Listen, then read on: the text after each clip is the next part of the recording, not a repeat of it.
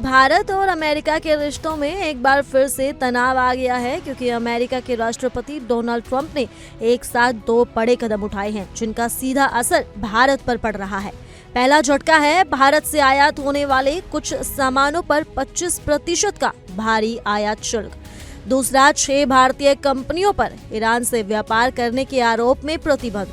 Trump का कहना है कि भारत अमेरिका के उत्पादों पर बहुत ज्यादा टैक्स लगाता है और अमेरिकी कंपनियों के लिए भारतीय बाजार में काम करना आसान नहीं। इसी वजह से उन्होंने ऐलान किया कि 1 अगस्त से भारत से आने वाले कई उत्पादों पर 25% का टैरिफ लगाया जाएगा। इन उत्पादों में automobile, steel, aluminium, smartphone, solar module, रत्न, आभूषण और कुछ खाद्य व कृषि प्रोडक्ट भी शामिल हैं। हालांकि फार्मास्यूटिकल्स, सेमीकंडक्टर्स और जरूरी खनिजों को इससे बाहर रखा गया है। तो वहीं दूसरी तरफ अमेरिका ने एक और बड़ा कदम उठाते हुए भारत की 6 कंपनियों पर प्रतिबंध लगा दिया है। आरोप ये है कि इन कंपनियों ने ईरान से पेट्रोलियम और पेट्रोकेमिकल उत्पाद खरीदे हैं, जो अमेरिकी प्रतिबंधों का उल्लंघन है। अमेरिका का कहना है कि ईरान इन पैसों का इस्तेमाल मध्य पूर्व में संघर्ष बढ़ाने और आतंकवाद को समर्थन देने के लिए करता है।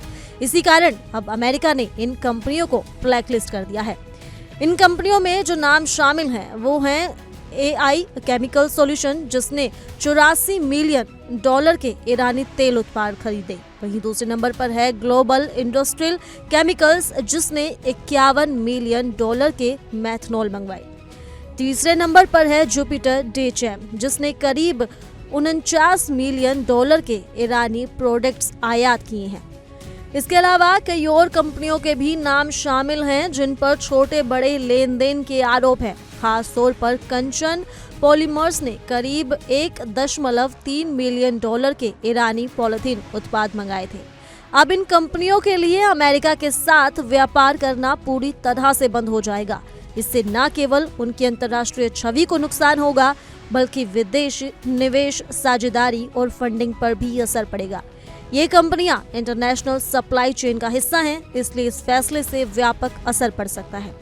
इन सब के बीच भारत के लिए अब चुनौती और बढ़ गई है। एक तरफ उसे अमेरिका जैसा रणनीतिक साझेदार भी बनाए रखना है, वहीं दूसरी ओर ईरान जैसे पुराने कारोबारी साथी से पूरी तरह दूरी बनाना आसान नहीं है।